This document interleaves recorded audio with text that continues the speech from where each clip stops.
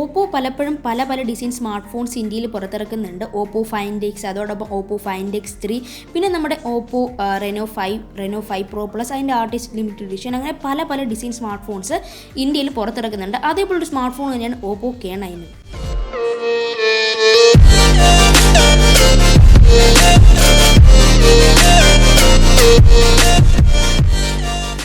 Hi guys, അപ്പോൾ എല്ലാ കൂട്ടുകാർക്കും പുതിയൊരു വീഡിയോയിലേക്ക് സ്വാഗതം. അപ്പോൾ ഇന്നത്തെ വീഡിയോയിലൂടെ നമ്മൾ നോക്കാൻ പോകുന്നത് ഓപ്പോ K9ൻ്റെ അൺബോക്സിംഗ് ആണ്. നല്ല വൈറ്റ് അതോടൊപ്പം ബ്ലാക്ക് കളർ കോമ്പിനേഷൻ ബോക്സ് ആണ് നമുക്ക് കിട്ടുന്നത്. ബോക്സ് ഓപ്പൺ ചെയ്യുന്നതിന് നമ്മുടെ ടോപ്പ് ഷീറ്റിൽ നമുക്ക് കാണാൻ സാധിക്കും. സോ ടോപ്പ് ഷീറ്റിനകത്ത് എന്തൊക്കെ കിട്ടുമെന്ന് നോക്കാം. നമുക്കൊരു ക്ലിയർ കേസും പിന്നെ കുറച്ച് ഡോക്യുമെൻറ്റേഷനുമാണ് ഫ്രണ്ടിലുള്ള ടോപ്പ് ഷീറ്റിനകത്ത് കിട്ടുന്നത്. ഇതാണ് നമ്മുടെ ഓപ്പോ K9. 65 വാട്ടിൻ്റെ ഒരു ചാർജറും USB Type-C ഒരു കേബിളും കിട്ടുന്നുണ്ട്. സോ ഇതാണ് നമ്മുടെ ഓപ്പോ K9. നമുക്ക് ജസ്റ്റ് ഈ ഒരു സ്റ്റിക്കർ ഒന്ന് ഫീൽ ചെയ്തെടുക്കാം. ഓക്കെ, ഒരു സ്ക്രീൻ കാർഡും കൂടെ കിട്ടുന്നുണ്ട്.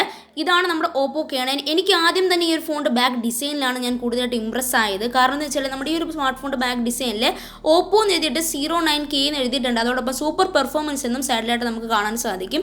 അതോടൊപ്പം നമുക്കൊരു ബാറ്ററി പോലത്തൊരു ഡിസൈനും കൂടെ നമുക്ക് തന്നിട്ടുണ്ട്. അപ്പം ഈ ഒരു ഡിസൈൻ കണ്ടിട്ട് എനിക്ക് തോന്നുന്നത് സ്മാർട്ട് ഫോൺ, ഇതേ ഈ ഒരു ഡിസൈനായിട്ട് തോന്നുന്ന ഒരു സ്മാർട്ട് ഫോൺ എനിക്ക് ഓപ്പോ ഏസ് എന്ന് പറയുന്നൊരു സ്മാർട്ട് ഫോണാണ്. ഇത് ചൈനയിൽ ലോഞ്ച് ചെയ്തൊരു ഫോണായിരുന്നു. അപ്പോൾ ആ ഒരു രീതിയിലുള്ള ബാക്ക് ഡിസൈൻ തന്നെയാണ് ഈ ഒരു ഫോണിൻ്റെ അത് ഓപ്പോ തന്നിരിക്കുന്നത്. അതോടൊപ്പം ഞാൻ ഈ ഒരു സ്മാർട്ട് ഫോൺ ഡിസ്പ്ലേയിലാണ് കൂടുതലായിട്ട് സാറ്റിസ്ഫൈഡ് ഉള്ളത്. നല്ലൊരു വൈബ്രൻറ്റും എന്താ പറയുക ഒരു സാച്ചുറേഷനൊക്കെ അഡ്ജസ്റ്റ് ചെയ്തൊരു കിടിലൻ ഡിസ്പ്ലേ തന്നെയാണ് ഈ ഒരു ഫോണിൽ നമുക്ക് കിട്ടുന്നത്.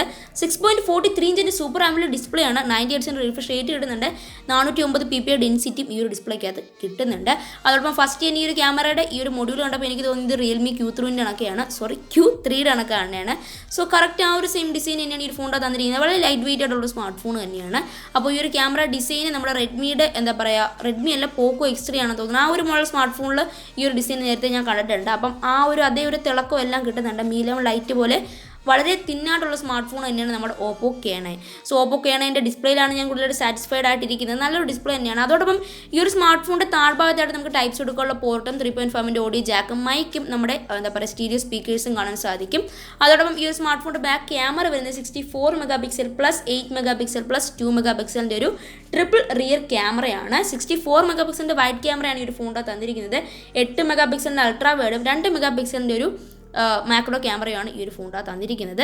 അതോടൊപ്പം നമുക്ക് ഇതിൻ്റെ സ്നാപ്ഡ്രാഗൺ 768ൻ്റെ ഒരു പ്രോസസ്സർ കിട്ടുന്നുണ്ട്. 7nm പ്രോസസ് ചെയ്യുന്ന പ്രോസസ്സറാണ്. ഇതിൻ്റെ GPU വരുന്നത് അഡ്രീനോ 620 ആണ്. അതോടൊപ്പം 4300 mAh ബാറ്ററിയും കൂടെ കിട്ടുന്നുണ്ട്.